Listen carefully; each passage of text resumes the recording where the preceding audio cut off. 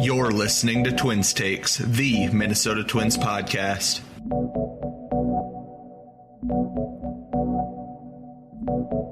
Play ball! And welcome into Twins Takes. I'm Twin Central, joined this afternoon by Troy as the Twins are coming off a sweep at the hands of the Tampa Bay Rays. The Twins have now lost 9 of their last 10. Troy, how are you doing? I'm doing okay. Not really encouraged by the baseball played this weekend, but we're going to get into that in just a few moments. Yeah, I'm much like you. Unfortunately, I think this is what many of us expected. So it does make a bad stretch of baseball a little bit easier to stomach, but it was a little bit difficult when they played so well, a few weeks ago, and now they're back to playing just about how we all envisioned. With that, let's get into the news today. Breaking news. Well, I got some bad news for you. Extra. Good news, everyone. It's time for the news. And the news coming out of this series, let alone this week, is mostly negative. The Twins were swept by the Tampa Bay Rays, as I previously mentioned, losing 9 of their last 10 after winning 8 of their 9 headed into this first series with the Reds and then the road trip in New York and Tampa Bay. The Twins only scored 5 runs this series. They never had a lead. Just a sleepy series down in Florida, Troy. Yeah, it was just not really encouraging, when you couldn't score the first 6 innings or so throughout the first 3 games. Yeah, it was always going to be an uphill battle, and we'll also go into it a little bit later, but I think the pitching was really affected by it. Yeah, I agree. And the Twins are now done with the Rays for the 2026 season. The Rays took 5 of 6 in the head-to-head matchup. They'll finish up another AL East opponent this upcoming week when Toronto comes to the Twin Cities. In other negative news, Alan Roden, we hinted at this last episode with Insider, me and Falvey's Mattress. He's out at least a month with a torn labrum. It doesn't sound like he's going to have surgery for now, so they're shutting him down for a month. But it doesn't seem like the no surgery is necessarily a guarantee. They're going to give it a shot, see what happens. And if he does rehab, come back fine, plays well, they'll roll with that. If he isn't fine after a month, sounds like he's going to get surgery. Just a big blow for Roden and the Twins. Yeah, and he's a guy that, with how the outfielders have struggled really in the last few weeks, he's a guy that's been on the table to potentially be the first call-up from AAA for a hitter besides Ryan Kreidler. And, it sucks that he came down with this injury. He probably came at the worst time for a guy that he was also just starting to figure it out again at AAA. So really sucks for him. Yeah, he was off to a good start for the Saints as expected. I mean, he's a 26-year-old. He's been good at AAA for multiple seasons now. So that's exactly what you'd think he'd do. And that's what he did in this short stint before he went out with the injury. It seems like if, Wallner continues to struggle or one of the outfielders gets hurt, it seems like Roden could have been up here very, very quickly. Now that probably goes down to Emmanuel Rodriguez if one of those guys gets hurt or just gets sent out due to poor performance. In encouraging news, Travis Adams had his rehab transferred from the Fort Myers Miracle to the St. Paul Saints. The results in St. Paul haven't necessarily been good. He allowed 3 runs on 6 hits and 5.2 innings pitched for St. Paul so far. That's across 2 games. Travis Adams, we saw him last year for an extended period. I don't really believe that he's a big league pitcher. Are you kind of in the same boat as me, Troy? Yeah, I'm kind of in the same boat. He didn't really impress me at the back end of last year. And so far, he's expecting what he showed at AAA back end of last year as well. I'm not really high on the guy, but, he'll probably get a shot at the bullpen at some point this year, given how volatile it's been. Yeah, we'll get into the bullpen a little bit later. Now we're going to transition to our main topics for this series with the Rays.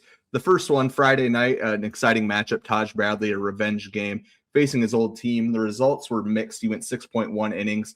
Pitch count was in fine shape, but he allowed 7 hits, 6 runs, walked 3, only struck out 3. He only got 3 whiffs, which I thought was more concerning than the 4 home runs that he allowed. Only 3 whiffs, 0 on the fastball on 20 swings. His velo was fine. He was sitting 96, 97, but the Rays hitters were just all over it in this one. Yeah, that was the main concern, that he was just not getting enough whiffs. And the Rays are a team that just don't strike out in general. And as just against the 2 other starting pitchers, Bailey Ober and Simeon Wood Richardson this weekend, they didn't really whip against them. And that was an issue for Taj Bradley this on Friday. And, he gave up the 4 home runs, which he hadn't given up a home run all year up to that point. And overall, Twin starters allowed 6 home runs this series. Are we going to be concerned about with playing in warmer environments, and as the weather just naturally warms up, how hard will this regression hit the Twins pitchers in terms of allowing home runs? Yeah, we talked about that a little bit before this series about how the other shoe is going to drop at some point for not just Taj Bradley, but the rest of the rotation. We saw that here. Aranda and Caminero both homered twice off the former Ray. Joe Ryan's only allowed 0.8 homers so far. Ober's only allowed 0.8 homers so far this season. Both of their career numbers are around that 1.5 mark, so nearly double what they're at right now. Taj Bradley's another guy who sits around that 1.5, if not a little bit higher. So regression is definitely coming. Joe Ryan in particular is the guy that gives up a lot of fly balls. Fly balls, as the weather heats up, is going to turn into home runs. Ober, when he's throwing, 88, 89, we've seen him be effective these last few games, but you just feel like he's going to suffer with the long ball all season. So I'm definitely concerned that the rotation, while it's probably been the strongest part of the team so far, it is a little concerning to me that they have kept the home runs in check for the most part, and they're still basically just an average rotation when you compare them to the rest of the major league landscape. Yeah, I know we talked about it a little bit, just in our chats during this series and whatnot. But this is a team that only has about a starting pitching staff that only has about an average win probability added for this rotation. And this rotation has pitched well. It's pitched around as you expected, with some surprises like Taj Bradley breaking out so far. But you just feel like at some point the regression's gonna hit. It's gonna hit really hard, especially for guys like Ryan and Ober. Maybe not so much for a guy like Bradley, but he'll still suffer suffer some little bits of regression at some point. So it's still a good rotation just overall, but like it's not one that's going to really push the team over the top, especially when they're going to be playing from behind. Yeah, and I do think there's probably some positive regression on the swing and miss side. Ober, maybe not so much. Simeon Richardson, his strikeouts are way down. I think they're around the 6 mark. He's not going to be a guy that's going to strike out like 9 per 9 probably, but he should get to that upper 7s, maybe 8 mark. Prelip got quite a few whiffs. Joe Ryan only has a high of 7 so far. We're going to talk about that a little bit later. So I think while the home runs are probably going to go up here, I think the strikeouts from the Twins pitchers are something that could kind of counterbalance that just a little bit. If you're giving up only, 1 or 2 solo homers to start, that's not going to kill you. Now let's get into the hitting side of this series. Byron Buxton, who we saw heat up a little bit this road trip, had a few home runs in New York. He wasn't in the lineup Sunday, DH Friday after that diving play in the series finale in New York. Got up a little bit slow, and then he was in center field yesterday, but he wasn't in the lineup today. We saw James Outman start today, and we saw Austin Martin in center on Friday. Buxton also hasn't attempted a stolen base yet. Am I reading into this a little too much, or is there a chance that he's maybe not 100% healthy?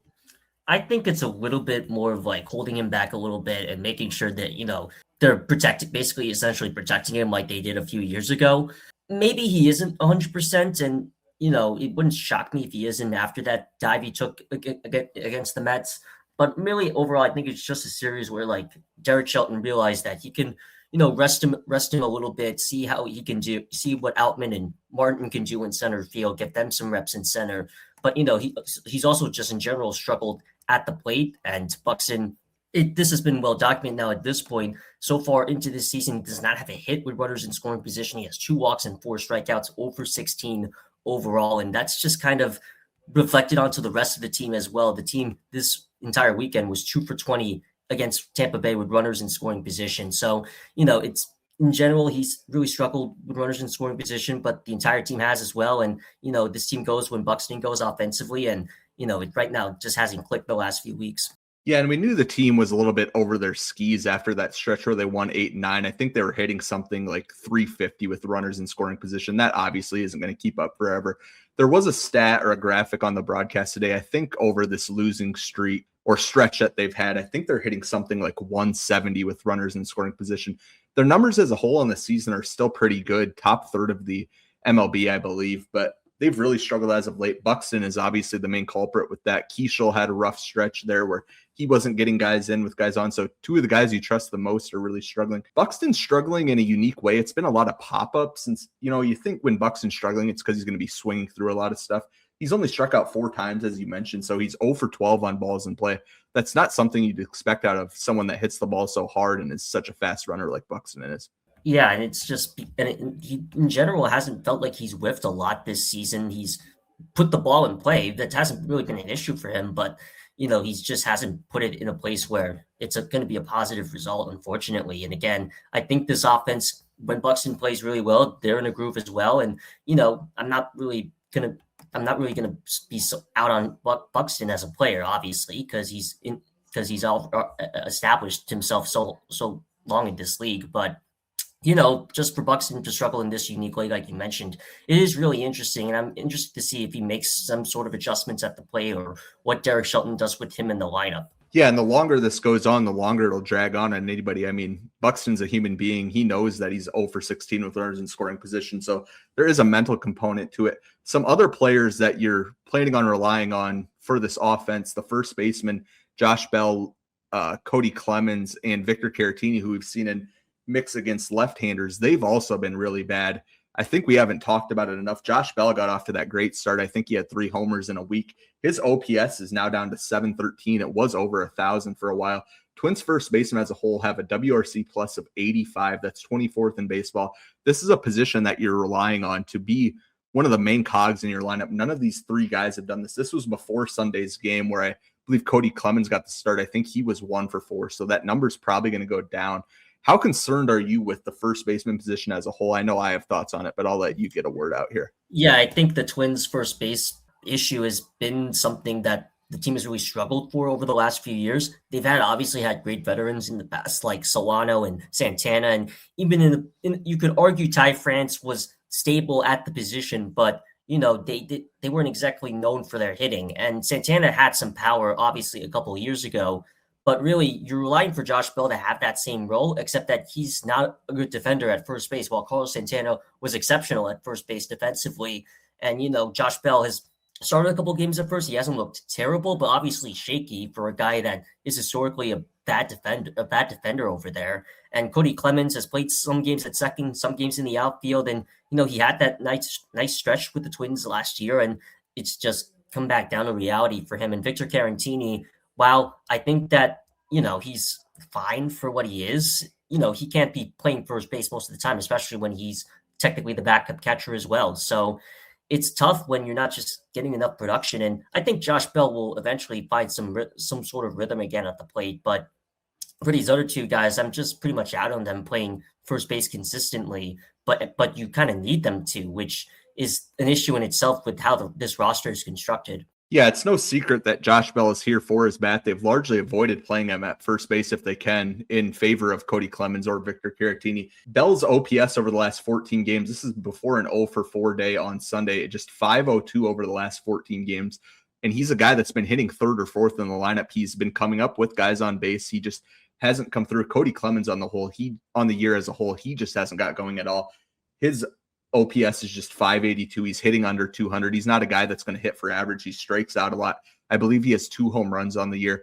Is Clemens a guy that if he doesn't show something here in the next 2 or 3 weeks that you want replaced on the roster? Because I know what my answer is, and that's an emphatic yes. Yeah, I think if he doesn't really find anything, he's going to be gone off this team. And because he's a veteran and he's not really making a lot of money, it's easy to get rid of him. Well, Caratini, you signed to a 2-year deal. Bell, you signed to a 1-year deal. You could potentially flip him at the deadline if you can.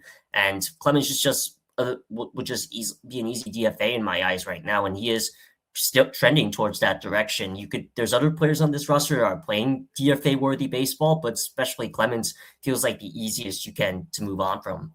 Yeah, and Clemens was a guy who was in favor of bringing back. He had that good stretch last year, 725 OPS, but it was really good in the first half of the season when they were still playing some competitive baseball. He had some big swings late in games, but this is a guy that since 2022, he spent 5 years, part of 5 years in the big leagues. He has a career OPS of just 660. Him being a bad hitter is not really unexpected. What was more unexpected was how good he was last year. So it's not a surprise at all if he just has kind of turned back into being a quad A player here. I don't think anybody would have been too surprised if you said, 2 months into the season, Clemens is going to look like he doesn't belong on a big league roster. The bigger issue is, for me, Victor Caratini. This is a guy the Twins gave a total of $14 million, $7 million over 2 years to not just be the backup catcher, but it was obvious they're going to play him at first base. They played him at first base primarily against lefties. He hasn't been good while playing there. He has a 72 WRC plus while playing first base. His OPS is in the 600s. He has just a 278 slug. I believe he has 2 extra base hits on the year. His underlying metrics are good, but I mean, at some point you have to see results. And while the underlying metrics are good, I don't remember watching a ton of his swings where I'm like, oh, he got robbed right there.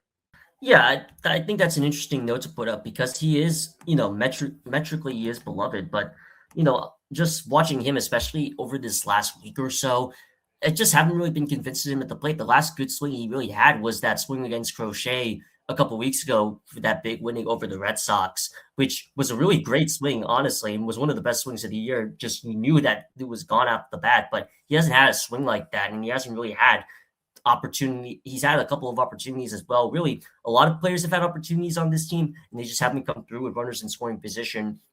And Carantini is just one of those players that has struggled. So, I'm willing to bank honestly that he could turn it around because I see the vision with him as a switch hitter, and he found the rhythm at a lot of points with Houston last year. But right now, you're right that in the sense I'm not really moved.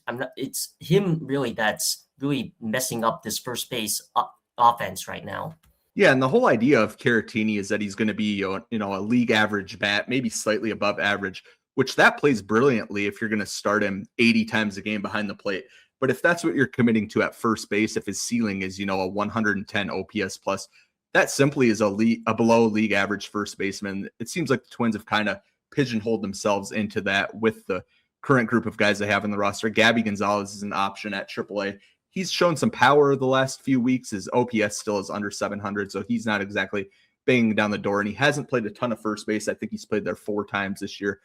Those are the only 4 games he's played since he's been in the Twins organization when the Twins got him a few years ago in the Justin Topa trade. Speaking of relievers, Derek Shelton, I think, has managed his bullpen very oddly. Cole Sands is tied for the fewest appearances out of the Twins bullpen with 11. He's tied with Eric Orsi, who, again, I think is one of the better relievers on this team. Taylor Rogers also has 11. He's a mix and match guy, so I'm not really concerned about that. But Cole Sands, who on paper is, if not the best, one of the best relievers, having the fewest appearances on the team is just very, very odd to me. Yeah, we've really mentioned about we've really been not very fond of Derek Shelton's relief pitching, just how he uses pitchers. Justin Topa's had the most relief appearances on this team with 16. And Anthony Bonda, who has an 8 ERA, over 8 ERA, is second on the team with 13, tied with Cody Funderburg. And again, they're both lefties, obviously. But Anthony Bonda has been used 4 times out of the last 5 days. That could mean they could be lining up for him to be DFA'd, but at the same time, that's really overuse of a guy who just hasn't pitched well out of the bullpen this year. So Cole Sands not having it, he's pitched 11 times, so it just felt like he hasn't pitched enough. And I know his velo has been down all year compared to a couple of years ago. He was throwing 95, 96. Now he's only throwing 91. But, he's also the guy that anticipate going into the year being one of your more trustworthy arms. And it just hasn't really happened. It just hasn't really happened that Sands has been used in high leverage situations. The same deal with Orsi. Now it's going to be tough for them to be in high leverage situations with the league, with the way the offense is playing right now. But at the same time, you just think that a guy that's already been established in this bullpen for the last few years would get a lot more shots in late game situations. Yeah, and you see what Derek Shelton and the coaching staff are doing. They're holding Sands back for that 9th inning or maybe 8th inning if the middle of the lineup is coming up for the opposing team. Like you said, this lineup isn't good enough to guarantee that's going to happen. The other relievers in the bullpen, it's not guaranteed they're going to go out there and pitch flawlessly to get you to that point.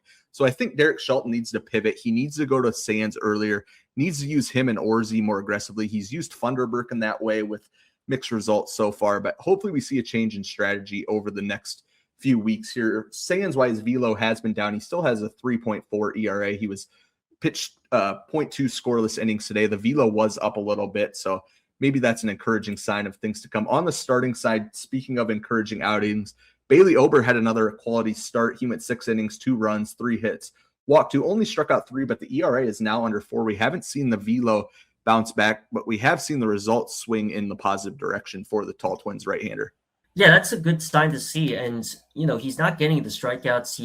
The velo isn't getting up right now, but it is encouraging that he is still getting through 6 innings, getting through the lineup with minimum damage, really. And that's all you can really ask for at this point, I think, with Ober. And I think that's what his expectation should be. If he can still give you 6 to 7 innings, it doesn't matter if the velo is down or not. If he can still get there, that's really encouraging for the Twins and then how they manage their bullpen late in games. Yeah, and we'll see how long this keeps up. When you're a pitcher that doesn't have swing and miss stuff, you're always playing with fire a little bit. The guy who's also on the spectrum where things haven't gone well, Simeon Woods Richardson, he struggled again, failed to get through 5 innings against Tampa Bay on Sunday afternoon, allowed 4 runs in just 4 1/3 innings. How concerned are you with SWR? Look, we talked about him after his last start, and it's really tough because he is a guy that, usually has been really stable over the last few years as a back end starter. It's just the results haven't happened for him this year, and the underlying metrics are really concerning. Now, again, like we mentioned, is if this goes on for about another month or so, then we could potentially see a change. Kendry Rojas pitched okay in his only major league outing, but you could intriguingly use him as a starter alongside Connor Prelip at the back end, or even promote Andrew Morris. There's just simply right now other potential options right now that could be used to start. And, Simeon Woods Richardson isn't really making himself that good of a case. Yeah, another guy who coming into the year we would have had at the top of those list of options, the guy SWR and Mick Abel were in the battle with for spring training, or during spring training rather, Zebby Matthews. He had finally a good start for the Saints. He struggled so far this year. His ERA just under 6, but he went 5 shutout innings today, got 10 whiffs. It was by far his best start. His velo was a season high 96.2, I believe that was. So maybe Zebby Matthews turning things around. If he puts together 2 or 3 good starts here, he's certainly, whether that's as a starter, as a reliever, is going to push the Twins' hand here. I think we'll see him shortly.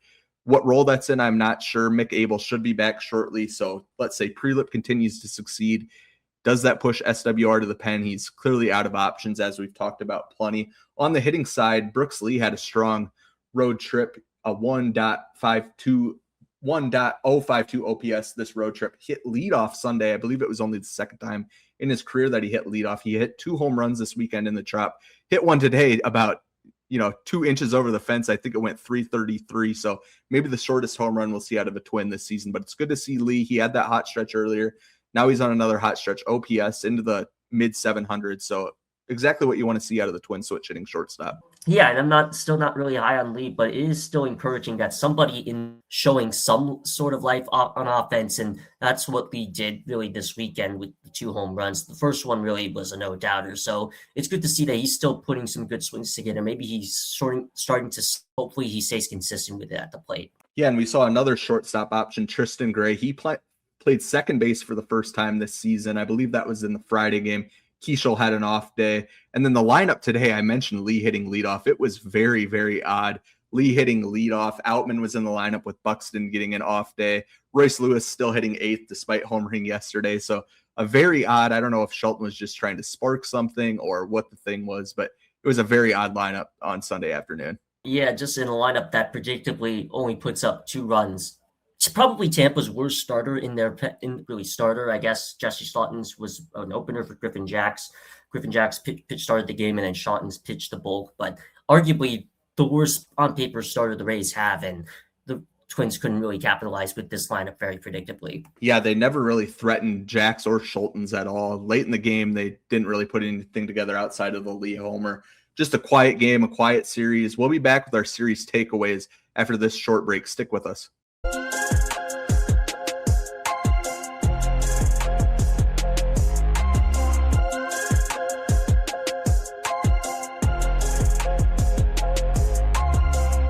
And welcome back into Twin Stakes. I'm still here with Troy as we continue to talk about what went right and what went wrong with this Tampa Bay series. The Twins swept at the hands of the Tampa Bay Rays. My takeaway for this one, Shelton needs to commit to some small ball while the offense is struggling. The Twins, we saw them steal bases early in the season. That's largely died off. We mentioned Buxton hasn't attempted to steal yet. Keishel, I believe, is leading the team with 6. There was a moment in this afternoon's game where Keishel was up with no outs, I believe, guy on first and second. I believe he hit into a double play. I would have liked to see him bunt there. Keishel's a guy struggling. And the lineup as a whole, just this series, only scored 5 runs, only 3 heading into the day. I would have liked to see them commit to some small ball. We haven't really seen him bunt at all this year. I think that he needs to look at that over this next week, see if it can ignite a spark here. Yeah, I'm interested to see if there's any sort of change like that on offense. My takeaway was it's kind of really tough to pitch in a rhythm when you're playing all the time from behind, and that's just the case with any struggling baseball team when your starters are always having to pitch from behind. Basically, your starters have to pitch perfect so that your team has a chance. It felt like really this entire series, once the Twins went down, gave up that first run to the Rays, that they really didn't have a shot because the offense was struggling that badly. And the pitching, specifically with Ober on Saturday, he really had to keep that close to a 2-run game. And the same had to be said for Simeon today and on Friday with Tosh Bradley. Unfortunately, those games just were eventually put out of reach. So really, this starting pitching staff, it feels like they need to really pitch perfectly. They have to give up less than 3 runs, basically, to give your offense a chance. And that's never a good feeling. Yeah, and it really places unfair expectations on the starter. I'm not going to say that Sim pitched well today, but he wasn't like horrible. He allowed 4 runs in 4 1/3 innings, and people think that he pitched much worse than he did. So when the lineup is struggling, it really magnifies the rotation, as you mentioned. Twins insider here, we have his takeaway. His is that Emmanuel Rodriguez is needed, and he's needed now. He thinks now's the time to pull that lever. The Twins are obviously headed home here for a 7-game homestand. So if they are going to do it, I think when they do it, it will be at a homestand. So could it be tomorrow? Yes, it could. Insider thinks now's the time. I don't really disagree. If this lineup needs a spark and you need some sort of energy into this team in general, why not bring up a young player like Emmanuel Rodriguez, who has an over 800 OPS plus so far at AAA this season? I'm not against that at all. Yeah, and then we also have Falvey's mattress takeaway. His is that he's just glad to be done playing the Rays, but then that got him to thinking about the rest of the season, and he realized we haven't even faced the Cleveland Guardians yet. These two teams have a similar style of play, both pitch well, both field well, although the Rays' defense in these 6 games that the Twins saw them was not good. The bullpen for the Rays has struggled, but they largely are the same, built the same way, the same identity. So while Falvey's mattress is glad to be done with the Rays, he's not looking forward to playing Cleveland. That first matchup will be coming up here in a few weeks. Now we'll take a look at our minor league player of the week. This week we have catcher/outfielder Ricardo Olivar. He's at Wichita. He's 24 and a half years old, was signed internationally, I believe, as a 19-year-old. He was 7 for 16 this week, 438 average, hit 5 home runs, doubled once, 9 RBIs, walked 5 times. That's a 2.0 OPS, so a really good week from Ricardo Olivar. He has a career minor league OPS of 835. He's not currently a top 30 prospect in my rankings, but there was times over the last few years where he was at the back end of that list. So Ricardo Olivar, a guy to keep an eye on, likely not a catcher, but could be a short side platoon outfielder at some point. Yeah, Oliver's a guy that's kind of been flying under the radar. You mentioned his career 835 minor league OPS. He's obviously a very solid hitter. I'm interested to see how he does, if he gets the call up to AAA at some point, which he probably will, and how he hits there. And then, we'll see what happens. He could be an interesting, at least hitting prospect to watch out for. Now we're going to take a look around the American League Central. The Cleveland Guardians, who are still currently first place, losing 2 of 3 to Toronto Blue Jays. They have 3 against Tampa Bay, the team the Twins just played. And then they also go to the Athletics at the end of next week. Sean Armstrong was recently placed on the 15-day IL for them, one of their very few free agent signings already on the shelf. Yeah, and then the other team playing well in the AL Central, Detroit, they lost the series to the Reds, who just swept the Twins last week. They head to Atlanta for 3, and then they return back to Detroit to face the Rangers in a 3-game set. Spencer Torkelson, who is off to a very slow start, has now homered in 5 straight games after not homering all year prior to that. So the big right-handed slugger really turning it on for the Tigers. And then going to Kansas City, who had a big losing streak going into their series against the Angels. They won their first 2 games. They are currently playing their 3rd game on a moved up Sunday night baseball game at 4:10.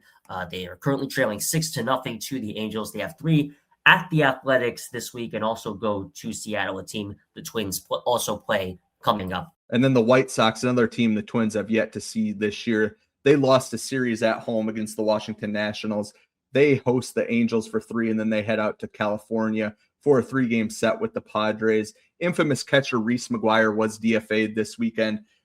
Catching prospect, or he has now debuted at this point, Kyle Teal is still on the injured list, but the White Sox decided to move on from Reese McGuire. They have Edgar Cuero, who is another, fringe top 100 prospect that's getting the majority of the reps there. And the reason we're introing the whole week of games is because on the midweek episodes, I don't know if you didn't catch this last time, we are going to introduce a new segment called hashtag Ask Twins Takes. This is a way for the audience to get involved with us. That's hashtag Ask Twins Takes. Submit those questions either in the comments of the YouTube video or just use that hashtag on Twitter. We'll try to answer a few of those every midweek episode, and then we'll continue to do the Around the AL Central recap on these weekend episodes. So that's hashtag Ask Twins Takes. We already have a few brilliant questions by our very smart audience, so we'll make sure to get to those on the midweek episode. Yeah, we already have a couple questions coming up that we will answer in our next episode. But coming up after this break, we'll talk about the Twins taking on the Mariners in the opening of their 7-game homestand. Stick with us.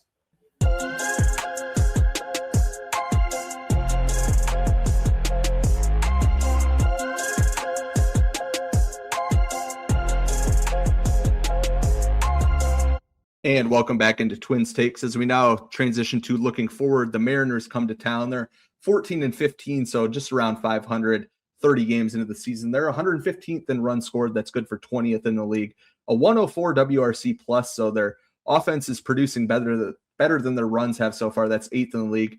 They've hit 29 homers, dead average around Major League Baseball. Their lineup striking out 23.6% of the time. That's the 9th most in the majors. So there is some swing and miss in that Mariners lineup. They've stolen 21 bases. That's 11th. On the pitching side, very good, as they have been for the last few years here. They have a 3.57 ERA. That's 5th, backed up by a 3.63 FIP. That's, again, 5th. They strike out 8.27 per 9, so that's 21st in the league. So the strikeouts not necessarily how they get those outs, despite being very good. The bullpen has been a little shaky. The closer for the Mariners has struggled a little bit, Andres Munoz, who's one of the best relievers in the league. They have a WPA of negative 0.58. That's 20th in the league. Game 1 here, a 6:40 first pitch on Monday evening. Right-handed pitcher Luis Castillo, he's 0-1, 5.01 ERA. Traditionally struggles while the weather is cold, so not surprised to see that ERA a little higher than you would expect out of the right-hander. Against left-handed pitcher Connor Prelip, he started just one game, second career start on Monday evening for the Twins. He had a no-decision 4.50 ERA. My question for Prelip in this one, we saw the slider be a good weapon against the Mets. Can he finally get that good curveball, grades out even better than the slider stuff plus-wise? Can he get that to be an effective weapon on Monday against the Mariners? Yeah, I'm really interested to see Prelip pitch. He's pitching against, again, like we've mentioned with Taj Bradley and really all the younger starting pitchers on this staff. It's a level up, basically. You face the Mets lineup that has struggled, but on paper is not bad. And then you take on the Mariners lineup that has the guy that could have won MVP last year in Kyle Rowley, Josh Naylor, who was off to a slow start, starting to find some rhythm, and of course, Julio Rodriguez, Randy Arozarena. There's some guys that can really do some damage against Prelip. So I'm interested to see how he handles this really big lineup that can really put up some runs in a hurry. Yeah, and we saw Prelip be piggybacked with Kendry Rojas in his first start. Andrew Morris is due up to pitch again tomorrow. We've seen him pitch basically every fourth day since he's been in the big leagues with the Twins. So I think we'll see Morris follow Prelip tomorrow. So even if the results don't go how we want, will be an intriguing game to follow on the pitching side. In game 2, another 6:40 first pitch, right-handed pitcher Logan Gilbert. He's 1-3, 4.36 ERA on the season against the Twins ace Joe Ryan, 2-2, 3.90 ERA. And my question for this one, are we due for a vintage Joe Ryan game? The highest strikeouts he's amounted in a game so far is just 7, which, while a respectable number, we're used to seeing Joe get, a double-digit strikeout performance once every 5 or 6 starts. So do you think we'll finally see that happen, or will he continue to pitch effectively, but maybe not on the hands of racking up a ton of strikeouts? I think we will see around an 8 to 9 strikeout performance at some point. This is a Mariners lineup that does strike out at a decent amount of time. This is a lineup where they do tend to whiff a ton. That's just naturally how it is with some of the hitters in these Mariners lineup. They hit for a lot of power, they get on base, but they also strike out. So Joe Ryan, I wouldn't be surprised. An 8-9 strikeout performance should honestly be expected of him, but he has pitched well against the Mariners in the past. So yeah, anecdotally, the Mariners are a team that I feel like the Twins have decent success with on the pitching side. I'm interested to see if that keeps up. I'm going to go out on a limb here, say Joe Ryan has his best start of the season. I'm going to say he goes 7 innings, allows no runs, and strikes out 11. So we'll see if my aggressive take here pays off. And then rounding out the series, an afternoon first pitch Wednesday, 12:40, right-handed pitcher George Kirby, he's 4-2, 2.97 ERA against right-handed pitcher Taj Bradley, 3-1, 2.91. And for this one, my question is on the hitter side of things. We saw Brooks Lee hit leadoff Sunday afternoon, and while I don't think that's going to continue when Buxton's back in the lineup, hopefully on Monday, do you think we'll see Lee still hit?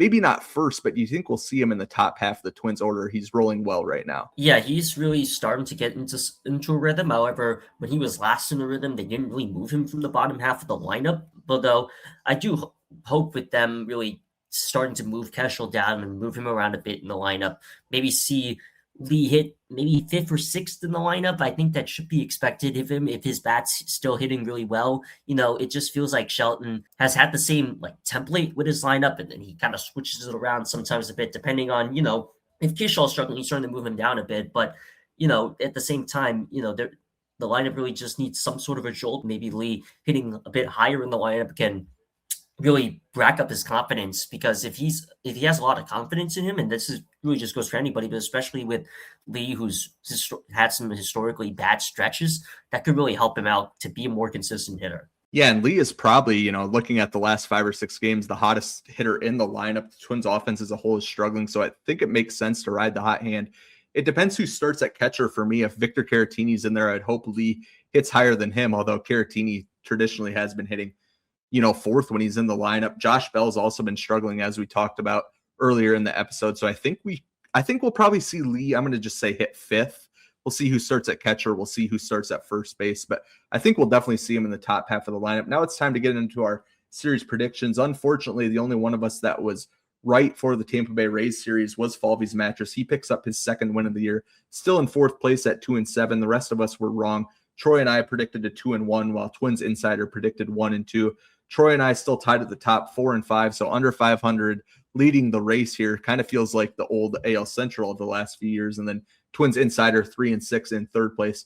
I'm going to go with 1-2 in this one. The Mariners are a good team on paper. They were obviously a really good team last year in the playoffs. They made the ALCS. They pitch well. The lineup has good names. Josh Naylor is a guy that feels like owns the Twins. Cal Raleigh, when he was on that heater last year, hit a back-breaking home run that I recall. They had that really fun game where the Twins came back on Andres Munoz last year. I believe it was on national TV. So it seems like these teams always play fun games. I just think the Mariners are too good of a team. I'll take 1-2 in this one. Yeah, 1-2 feels safe. And 0-3 would also not surprise me, but I'm going to go with the 1-2. I think if you expect Joe Ryan to strike out 11 hitters and give up no runs in 7 innings, I think that means that you think they should win 1 game. So I think they win the Tuesday matchup. Maybe there's some toss-ups in the Wednesday matchup with Taj Bradley on the mound. And, who knows how Prelip looks on Monday. That's kind of a bit of a toss-up. But the Mariners, you would think, have the starting pitching matchup in 2 out of these 3 games. So I'm going to go 1-2. So Twins Insider has the Twins getting swept 0-3. And Will has a very safe 1-2 for in favor of the Mariners. Yeah, so hopefully none of us are correct and the Twins come out on top. Unfortunately, with the way the Twins are playing, we're all taking the pessimistic viewpoint on this one. It's hard to argue with us losing 9 of their last 10. We'll be back Thursday morning to recap the Seattle series and preview the upcoming 4-game set as Toronto comes west from Canada. Like and subscribe to the podcast on YouTube or Spotify, wherever you listen to us. It helps the channel grow. You can follow the podcast on Twitter at Twins Takes Pods. And as mentioned shortly ago, please use that hashtag #AskTwinsTakes to get involved with the show. We'll try to answer a few of those. Like I said, we already have some great questions. We'd like a few more of those. Gives us some great content to talk about. We'll be back with hopefully a full crew on Thursday morning. Thanks everybody for listening. For Troy, I'm Twins Central. Thanks for listening. Bye-bye.